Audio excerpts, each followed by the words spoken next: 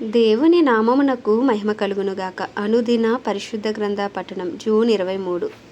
ప్రార్థన. దయగల తండ్రి, కృపగల దేవ, పరిశుద్ధుడానికి వందనాలు, స్తోత్రాలు. గడిచిన దినములోని కృపలో జ్ఞాపకం చేసుకుని మరి ఒక నూతన దినము మా జీవితాల్లో ప్రవేశపెట్టినందుకు మీకు వందనాలు ప్రభా. ఈ దినం వాక్యం ద్వారా మాతో మాట్లాడండి. వినిన వాక్యము మా హృదయాల్లో ఫలింపచేయమని యేసుక్రీస్తు అతి పరిశుద్ధ నామములో అడిగి వేడుకొనుచున్నాం మా పరమ తండ్రి. ఆమేన్. యోబు గ్రంథము 34 నుండి 37 అధ్యాయములు. 34వ అధ్యాయము. అప్పుడు ఎలీహు మరలా ఇలాగు చెప్పసాగెను. జ్ఞానులారా నా మాటలు వినుడి, అనుభవశాలులారా నాకు చెవియొగ్గుడి. అంగిలి ఆహారమును రుచి చూచినట్లు చెవి మాటలను పరీక్షించును. న్యాయమైనదేదో విచారించి చూతుము రండి. మేలైనదేదో మనంతట మనము విచారించి తెలుసుకొందము రండి. నేను నీతిమంతుడును, దేవుడు నా పట్ల న్యాయము తప్పెను. న్యాయవంతుడనై ఉండి నేను అబద్ధికునుగా ఎంచబడుచున్నాను. నేను తిరుగుబాటు చేయకపోయినను నాకు మానజాలని గాయము కలిగినని యోబు అనుచున్నాడు. యోబు వంటి మానవుడెవడు? అతడు మంచి నీళ్ళ వలె తిరస్కారమును పానము చేయుచున్నాడు. అతడు చెడుతనము చేయువారికి చెలికాడాయను, భక్తిహీనులకు సహవాసి ఆయను. నరులు దేవునితో సహవాసము చేయుట వారికి ఏమాత్రమును ప్రయోజనకరము కాదని అతడు చెప్పుకొనుచున్నాడు. విజ్ఞానము గల మనుష్యులారా నా మాట ఆలకించుడి. దేవుడు అన్యాయము చేయుట అసంభవము, సర్వశక్తుడు దుష్కార్యము చేయుట అసంభవము. నరుల క్రియలకు తగినట్లుగా ఫలము ఆయన వారికి ఇచ్చును. అందరికీ వారి వారి మార్గములను బట్టి వారికి ఫలమిచ్చును. దేవుడు ఏమాత్రమును దుష్కార్యము చేయడు. సర్వశక్తుడు న్యాయము తప్పడు. ఎవడైనా భూమిని ఆయనకు అప్పగింత పెట్టెనా? ఎవడైనా సర్వ ప్రపంచ భారమును ఆయనకు అప్పగించెనా? ఆయన తన మనస్సు తన మీదనే ఉంచుకొని ఎడల, తన శ్వాస నిశ్వాసములను తన యొద్దకు తిరిగి తీసుకొనిన ఎడల, శరీరులందరూ ఏకముగా నశించెదరు, నరులు మరలా ధూళి అయిపోవుదురు. కావున దీని విని వివేచించుము, నా మాటలను ఆలకింపుము. న్యాయమును ద్వేషించువాడు లోకమును ఏలునా? న్యాయ సంపన్నుడైన వాని మీద నేరము మోపుదువా? నీవు పనికిమాలిన వాడవని రాజుతోనైనను, మీరు దుష్టులని ప్రధానులతోనైనను అనవచ్చునా? రాజుల ఎడల పక్షపాతము చూపని వానితోనూ, బీదల కన్నా ధనము గల వారిని ఎక్కువగా చూడని వానితోనూ అలాగు పలుకుట తగున? వారందరూ ఆయన నిర్మించిన వారు కారా? వారు నిమిషంలో చనిపోవుదురు. మధ్యరాత్రి ప్రజలు కల్లోలము నొంది నాశనమగుదురు. బలవంతులు దైవికముగా కొనిపోబడతారు. ఆయన దృష్టి నరుల మార్గముల మీద ఉంచబడి ఉన్నది. ఆయన వారి నడకలన్నీ కనిపెట్టి చూచుచున్నాడు. దుష్క్రియలు చేయువారు దాగుకొంటకు చీకటి అయినను మరణాంధకారమైనను లేదు. ఒకడు న్యాయ విమర్శలోనికి రాకముందు బహుకాలము అతనిని విచారణ చేయుట దేవునికి అగత్యము లేదు. విచారణ లేకుండానే బలవంతులను ఆయన నిర్మూలము చేయుచున్నాడు. వారి స్థానమున ఇతరులను నియమించుచున్నాడు. వారి క్రియలను ఆయన తెలుసుకొనుచున్నాడు. రాత్రి యందు ఆయన నాశనము కలగజేయగా వారు నలుగుగొట్టబడుదురు. దుష్టులని బహిరంగముగానే ఆయన వారిని శిక్షించును. ఏలయనగా వారు ఆయనను అనుసరించుట మానిరి. ఆయన ఆజ్ఞలలో దేనినైనను లక్ష్య పెట్టకపోయిరి.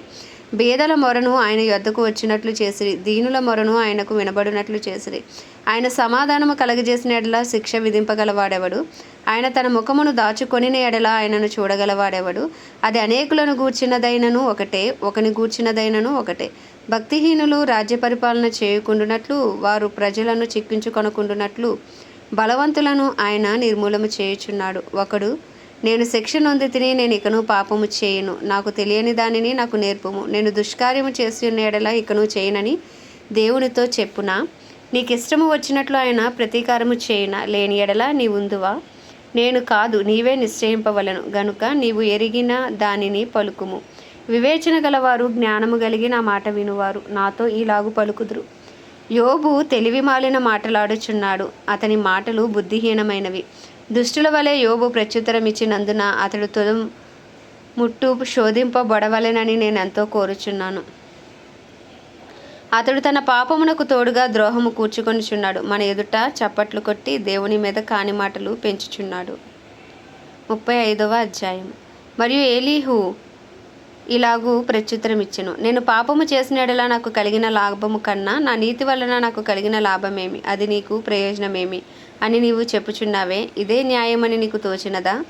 దేవుని నీతి కన్నా నీ నీతి ఎక్కువని నీవు అనుకొనుచున్నావా? నీతోనూ నీతో కూడా ఉన్న నీ సహవాసులతోనూ నేను వాదమాడెదను. ఆకాశము వైపు నిదానించి చూడుము, నీకన్నా ఉన్నతమైన ఆకాశ విశాలముల వైపు చూడుము. నీవు పాపము చేసినను ఆయనకు నీవేమైనా చేసితివా? నీ అతిక్రమములు విస్తరించినను ఆయనకు నీవేమైనా చేసితివా? నీవు నీతిమంతుడవైనను ఆయనకు నీవేమైనా ఇచ్చుచున్నావా? ఆయన నీ చేత ఏమైనా తీసుకొనునా? నీ వంటి మనుష్యునికే నీ చెడుతనపు ఫలము చెందును, నరులకే నీ నీతి ఫలము చెందును. అనేకులు బలాత్కారము చేయటం వలన జనులు కేకలు వేయుదురు, బలవంతుల భుజబలమునకు భయపడే సహాయము కొరకై కేకలు వేయుదురు. అయితే రాత్రి అందు కీర్తనలు పాటుకు ప్రేరేపించుచు, భూజంతువుల కంటే మనకు ఎక్కువ బుద్ధి నేర్పుచు, ఆకాశ పక్షుల కంటే మనకు ఎక్కువ జ్ఞానము కలగజేయుచు, నన్ను సృజించిన దేవుడు ఎక్కడ ఉన్నాడని అనుకుని వారు ఎవరునూ లేరు. కాగా వారు దుష్టులైన మనుషుల గర్వమును బట్టి మొరపెట్టుదురు, కానీ ఆయన ప్రత్యుత్తరం ఇచ్చుట లేదు. నిశ్చయముగా దేవుడు నిరర్ధకమైన మాటలు చెవినిబెట్టడు, సర్వశక్తుడు వాటిని లక్ష్యపెట్టడు. ఆయనను చూడలేనని నీవు చెప్పినను వ్యాజ్యము ఆయన ఎదుటనే ఉన్నది. ఆయన నిమిత్తము నీవు కనిపెట్టవలను. ఆయన కోపముతో దండింపకపోయినందునను, నిశ్చయముగా దురహంకారమును ఆయన గుర్తింపకపోయినందునను నిర్హేతుకముగా యోబు మాటలాడి ఉన్నాడు. తెలివి లేకయే మాటలను విస్తరింపజేసి ఉన్నాడు. 36వ అధ్యాయం. మరియు ఎలీహు ఇంకా ఇట్లనెను, కొంతసేపు నన్ను ఓర్చుకొనుము, ఈ సంగతి నీకు తెలియజేసేదను. ఏలయనగా దేవుని పక్షముగా నేను ఇంకనూ మాట్లాడవలసి ఉన్నది. దూరము నుండి నేను జ్ఞానము తెచ్చుకొందును, నన్ను సృజించిన వానికి నీతిని ఆరోపించదను. నా మాటలు ఏమాత్రమును అబద్ధములు కావు. పూర్ణ జ్ఞాని ఒకడు నీ ఎదుట ఉన్నాడు. ఆలోచించుము. దేవుడు బలవంతుడు, కానీ ఆయన ఎవనిని తిరస్కారము చేయుడు. ఆయన వివేచనా శక్తి బహుబలమైనది. భక్తిహీనుల ప్రాణమును ఆయన కాపాడడు. ఆయన దీనులకు న్యాయము జరిగించును. నీతిమంతులను ఆయన చూడకపోడు. సింహాసనం మీద కూర్చుండు రాజులతో ఆయన వారిని నిత్యమును కూర్చుండబెట్టును. వారు గణపరచబడుదురు. వారి సంకెళ్లతో కట్టబడిన ఎడలను, బాధా పాశముల చేత పట్టబడిన ఎడలను అప్పుడు వారు గర్వముగా ప్రవర్తించరని ఆయన వారి వారి కార్యములను వారి వారి దోషములను వారికి తెలియజేయును. ఉపదేశము వినుటకే వారి చెవిని తెరవజేయును. పాపము విడిచి రండని ఆజ్ఞ ఇచ్చును. వారు ఆలకించి ఆయనను సేవించిన ఎడల తమ దినములను క్షేమముగాను తమ సంవత్సరములను సుఖముగాను వెళ్ళబుచ్చెదరు. వారు ఆలకింపని ఎడల వారు బాణముల చేత కూలి నశించెదరు, జ్ఞానము లేక చనిపోయెదరు. అయినను లోపల హృదయపూర్వకమైన భక్తి లేని వారు క్రోధము ఉంచుకొందురు. ఆయన వారిని బంధించినప్పుడు వారు మొరపెట్టరు. కావున వారు యవనమందే మృతి నొందుదురు. వారి బ్రతుకు పురుషగాముల బ్రతుకు వంటి దగును. శ్రమపడు వారిని వారికి కలిగిన శ్రమ వలన ఆయన విడిపించును. బాధ వలన వారిని విధేయులుగా చేయును. అంతేకాక బాధలో నుండి ఆయన నిన్ను తప్పించును. ఇరుకులేని విశాల స్థలమునకు నిన్ను తోడుకొని పోవును. నీ ఆహారమును క్రొవ్వుతో నింపును. దుష్టుల తీర్పు నీలో పూర్తిగా కనబడుచున్నది. న్యాయ విమర్శయు తీర్పును కూడుకొని ఉన్నవి. నీకు క్రోధము పుట్టుచున్నది గనుక నీవు ఒకవేళ తిరస్కారము చేయదవేమో. జాగ్రత్త పడుము. నీవు చేయవలసిన ప్రాయశ్చిత్తము గొప్పదని నీవు మోసపోయేదవేమో. జాగ్రత్త పడుము. నీవు మొరపెట్టుటయు బలప్రయత్నములు చేయుటయు బాధ నొందకుండా నేను తప్పించునా? జనులను తమ స్థలములలో నుండి కొట్టువేయు రాత్రి రావలెనని కోరుకొనకము. జాగ్రత్త పడుము. చెడుతనము చేయకుండుము. దుఃఖానుభవము కన్నా అది మంచిదని నీవు వాని కోరుకొని ఉన్నావు. ఆలోచించుము. దేవుడు శక్తిమంతుడై ఘనత వహించిన వాడు. ఆయనను పోలిన బోధకుడెవడు? ఆయనకు మార్గము నియమించిన వాడెవడు? నీవు దుర్మార్గపు పనులు చేయుచున్నావని ఆయనతో ఎవడు పలుక తెగించును? మనుష్యులు కీర్తించిన ఆయన కార్యమును మహిమపరచుటకై నీవు జాగ్రత్త పడువు. మనుష్యులందరూ దాన్ని చూచెదరు, నరులు దూరమున నిలిచి దాన్ని చూచెదరు. ఆలోచించుము. దేవుడు మహోన్నతుడు, మనము ఆయనను ఎరుగము. ఆయన సంవత్సరముల సంఖ్య మితిలేనిది. ఆయన ఉదక బిందువులను పైనుండి కురిపించును. మంచుతో కూడిన వర్షము వలె అవి పడును. మేఘములు వాటిని కుమ్మరించును. మనుష్యుల మీదకి అవి సమృద్ధిగా దిగును. మేఘములు వ్యాపించు విధమును ఆయన మందిరములో నుండి ఉరుములు వచ్చు విధమును ఎవడైనను గ్రహింపజాలునా? ఆయన తన చుట్టూ తన మెరుపును వ్యాపింపచేయును. సముద్రపు అడుగు భాగమును ఆయన కప్పును. వీటి వలన ఆయన ఆయా ప్రజలకు తీర్పు తీర్చును. ఆయన ఆహారమును సమృద్ధిగా ఇచ్చువాడు. ఇరు ప్రక్కలను ఆయన మెరుపులు మెరిపించును. గురికి తగలవలనని ఆయన దానికి ఆజ్ఞాపించును. ఆయన గర్జనము ఆయనను ప్రసిద్ధి చేయును. తాను వచ్చుచున్నాడని ఆయన పశువులకును తెలుపును. 37వ అధ్యాయం. దీనిని బట్టి నా హృదయం వణుకుచున్నది, దాని స్థలములో నుండి అది కదిలింపబడుచున్నది. ఆయన స్వర గర్జనమును వినుడి, ఆయన నోట నుండి బయలువెళ్ళు ధ్వని ఆలకించుడి. ఆకాశ వైశాల్యం అంతటి క్రింద ఆయన దాన్ని వినిపించును, భూమి అంతముల వరకు తన మెరుపును కనబడజేయును. దాని తర్వాత ఉరుము ధ్వని గర్జించును, ఆయన తన గంభీరమైన స్వరముతో గర్జించును. ఆయన ధ్వని వినబడినప్పుడు ఆయన మెరుపును నిలిపివేయడు. దేవుడు ఆశ్చర్యముగా ఉరుము ధ్వని చేయును, మనము గ్రహింపలేని గొప్ప కార్యములను ఆయన చేయును. నీవు భూమి మీద పడుమని హిమముతోనూ వర్షముతోనూ మహావర్షముతోనూ ఆయన ఆజ్ఞయించుచున్నాడు. మనుషులందరూ ఆయన సృష్టి కార్యమును తెలుసుకొనున్నట్లు ప్రతి మనుష్యుని చేతిని బిగించి ఆయన ముద్ర వేసి ఉన్నాడు. జంతువులు వాటి వాటి గుహలలో చొచ్చి వాటి వాటి బిలములలో వసించును. మరుగు స్థానములో నుండి తుఫాను వచ్చును, ఉత్తర దిక్కు నుండి చలి వచ్చును. దేవుని ఊపిరి వలన మంచు పుట్టును, జలముల పైభాగమంతయు గట్టిపడును.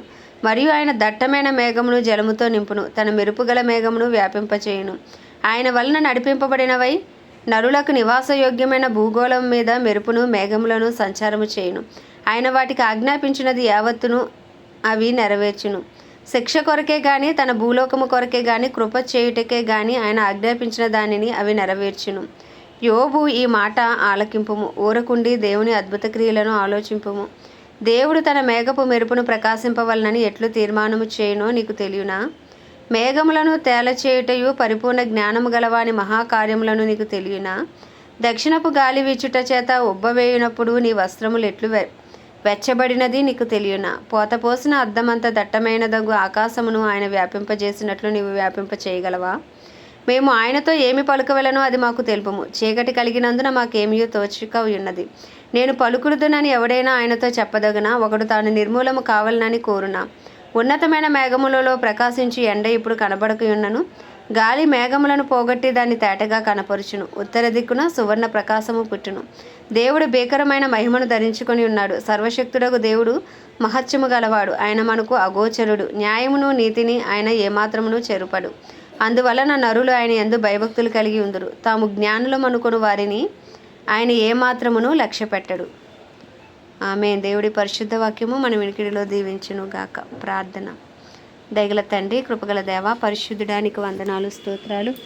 జీవాధిపతి, న్యాయాధిపతి, మృత్యుంజయుడా, మహాగణుడా, మహిమ ఘనతకు అర్హుడా, యోగ్యుడా, పూజ్యుడా, కృపను చూపుటకు ఐశ్వర్యవంతుడా, కృపా సత్య సంపూర్ణుడా, నీకు వందనాలు, స్తోత్రాలు. ప్రవ్వా అయ్యా నాయన, మా అపరాధములు మా పాపములు నాయన దోషములు క్షమించి ప్రభా నీ పరిశుద్ధ రక్తంతో కలిగి మైనా మరొక నూతన దినము మా జీవితాల్లో మీరు ప్రవేశపెట్టినందుకు మీకు వందనాలు ప్రభా.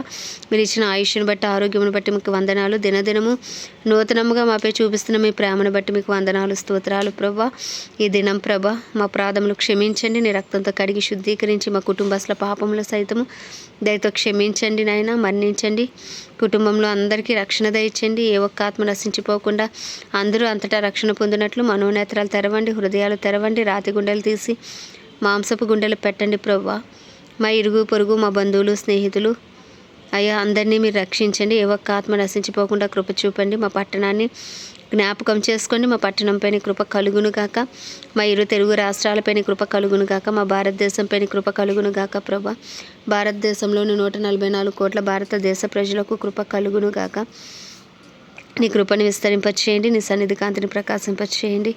ప్రపంచ దేశాలన్నింటినీ జ్ఞాపకం చేసుకోండి ప్రభా. మరి ముఖ్యంగా ఇజ్రాయెల్ దేశాన్ని జ్ఞాపకం చేసుకోండి. ఇజ్రాయెల్ సరిహద్దులో సమాధానం ఉంచండి. ఇజ్రాయెల్ ప్రజలకు క్షేమము దయచేయండి ప్రభా. నీకు వందనాలు. ఇజ్రాయెల్ పక్షంగా నీ చిత్తము జరిగించండి. ప్రపంచ దేశాలన్నిటినీ, వాటిని పరిపాలిస్తున్న రాజులను, వారి కింద పనిచేసిన అధికారులను మీరు జ్ఞాపకం చేసుకోండి. నీతి న్యాయములతో పరిపాలించడానికి కావాల్సిన బుద్ధి, జ్ఞాన, వివేకములను మీరు అనుగ్రహించండి ప్రవ్వా. సర్వ మానవాళికి గొప్ప రక్షణ దయచండి. ఇంకను సువార్త అందని గ్రామాలు, ప్రాంతాలు, పట్టణాలు పట్టబడినట్లు అందరికీ సువార్త అందించబడినట్లు నీ కృపను అనుగ్రహించండి. సువార్తికులు లేపండి. అపోస్తులు, ప్రవక్తలు, సంఘ కాపరులను, ఉపదేశకులను మీరు లేపమని ప్రార్థిస్తున్నాం ప్రభా. క్రైస్తవులందరినీ రూపాంతరపరిచి నీ రూపులోకి మార్చుకోండి అయ్యా. డినామినేషన్స్ భేదములు తొలగించండి. అందరూ ఏకతాటిపైకి వచ్చే కృపను దయచేయండి. పరిశుద్ధాత్మ అను వరమును అందరూ పొందుకునే కృపను మీరు దయచేయండి. అంత్యకాలంలో అందరి మీద ఆత్మను కుమ్మరిస్తారని వాగ్దానం నెరవేర్చండి. కడవరి వర్షాన్ని కురిపించి కడవరి ఉజ్జీవాన్ని రగిలించమని వేడుకొంచున్నాం ప్రభువా. ప్రత్యేకించి ఈ దినం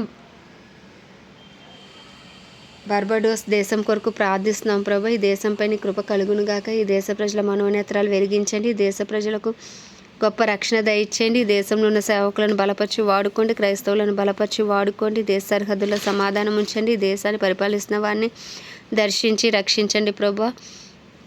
ఈ దేశంలో నీ చిత్తము జరిగించి నీ రాజ్యమును స్థాపించమని ఈ ఉదయకాలం నీ దేశంలో నీ హస్తంలోకి అప్పచెప్పుకుంటూ ఈ చిన్ని ప్రార్థన మనవి నీ పాద సన్నిధికి చేర్చుకోమని యేసుక్రీస్తు అతి పరిశుద్ధ నామంలో అడిగి వేడుకొనిచున్నాం మా పరమ తండ్రి.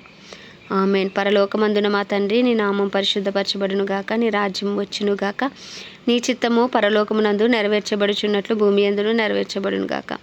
మా అనుదిన ఆహారము నేడు మాకు దయచేయము. మా ఎలా అపరాధం చేసిన వారిని మేము క్షమించిన ప్రకారం మా అపరాధములు క్షమించు. మమ్మల్ని శోధనలోకి తేక దుష్టుడి బారి నుండి తప్పించుము. ఎందుకంటే రాజ్యము, బలము, శక్తి, మహిమయు నీవై ఉన్నది. ఆమేన్. ప్రభు యేసు రక్తమే జయం, ప్రభు యేసు వాక్యమే విజయం, ప్రభు యేసు నామంలో సంపూర్ణ విజయము కలుగును గాక. ఆమేన్, ఆమేన్, ఆమేన్.